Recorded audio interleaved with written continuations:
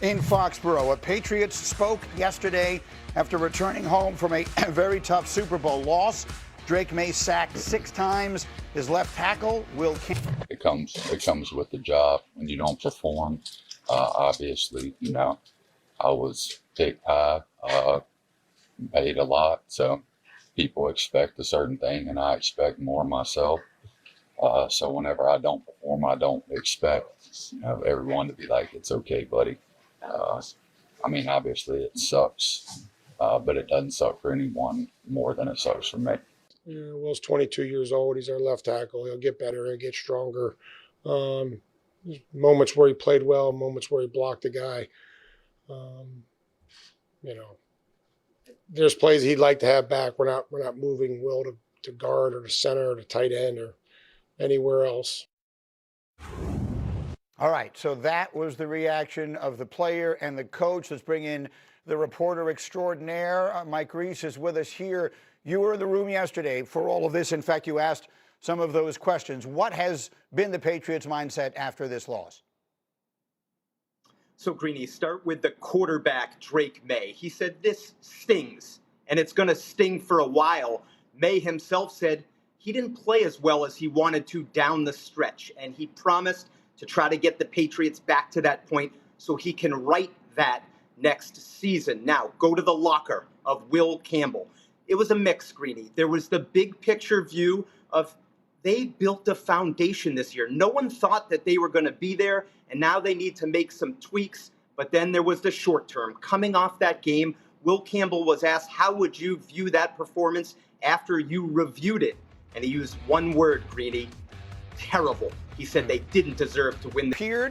I'll use mine as an educated eye. I'm a football fan, and I watch all these games, but I certainly don't understand it the way you guys do, and you, Jeff, in particular.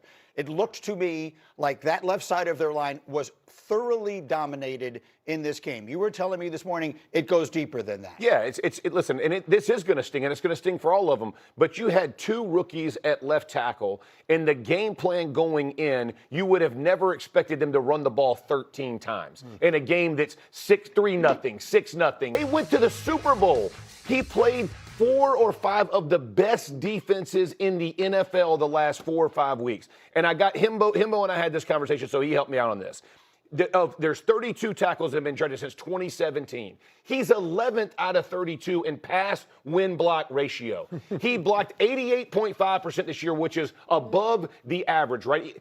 So when you look at this in totality, it's just ridiculous to think you're going to move a kid. He had another rookie beside him. The protection plan in and of itself was not the best that Josh McDaniels has done, right? They let pressure come from deep. They didn't change. There was a lot that went on. No one played the Drake May had a number of first reads that he didn't take. Everybody was hesitant. He was trying to look it through. And J-Mac, you and I talked about it. I don't know which DB said it, but they were like on the sideline. Julian Love. Julian Love. He's hesitant, right? He wants to see it open. This all contributes to the everybody piling on one position when they have no idea what they're talking about.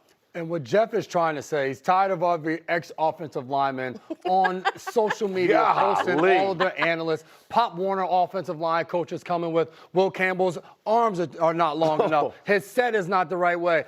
He was a rookie. He played the entire season. You have to remember how bad this Patriots offensive line was the last 2 years. Thank you. To the point where they had to draft 2 guys and start them on the left side, the blind side of the quarterback all year long, and they got them to where they needed to get them, and they fell short to a team that was better than them. You can question Josh McDaniels and the plan all you want. I think the challenge for him was with a young team, a quarterback in his second year, with rookie offensive linemen, how much of a game plan can you put in when it doesn't work? Can you go to spread and go empty? Can you start doing all of these different things and get the guys to understand? And let me put it this way, too. When you've played this game long enough, when you go to the sideline to find the answers, you draw back on experience. Like when Patrick Mahomes walks over to Andy Reid and now Eric Bieniemy. Oh, you remember when we played the Chargers, 3 years ago, and we had this, we're going to hit this bang.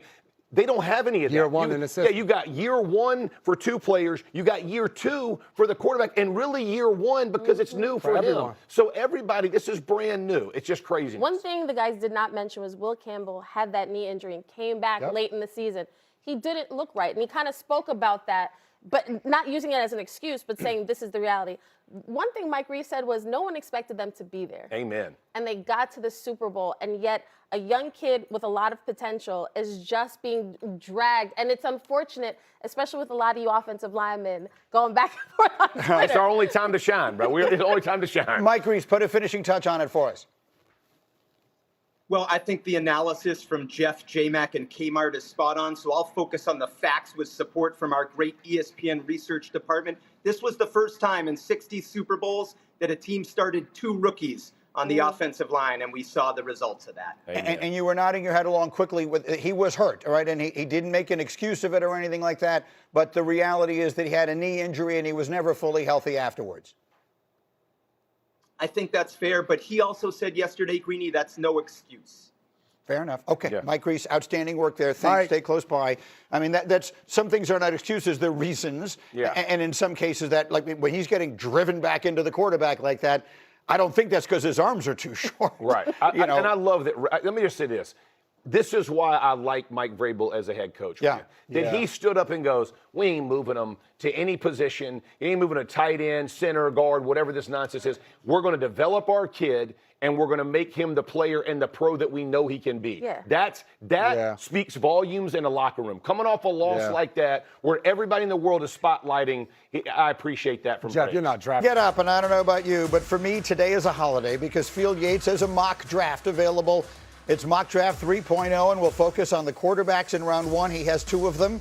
No surprise, Fernando Mendoza going number 1 overall to the Raiders. That feels like a foregone conclusion. And then in this mock draft, he has Ty Simpson from Alabama sneaking his way up the draft board to number 21 to the Pittsburgh Steelers.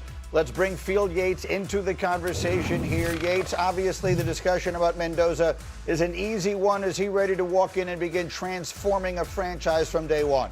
Yeah, Greeny, the discussion surrounding Fernando Mendoza is what neighborhood he's going to live in Las Vegas. Beyond that, everything else is fait accompli. But yes, he can transform an offense in Las Vegas because I think it's the ideal pairing along with Clint Kubiak, their new head coach. One of the comparisons, I know you know this, Greeny, that I've used for Mendoza during the fall has been Sam Darnold, who, of course, just won a in Seattle. Hard play action quarterback, full field accuracy, functional mobility, all the traits that you see from Fernando Mendoza on tape this past season. He had 41 passing touchdowns. That was more than any other FBS quarterback and showed dramatic improvement in terms of pocket awareness. Took just 25 sacks this year, nearly half as many as he did the year prior. Yeah, there are no questions about Mendoza as the number 1 pick. I would just very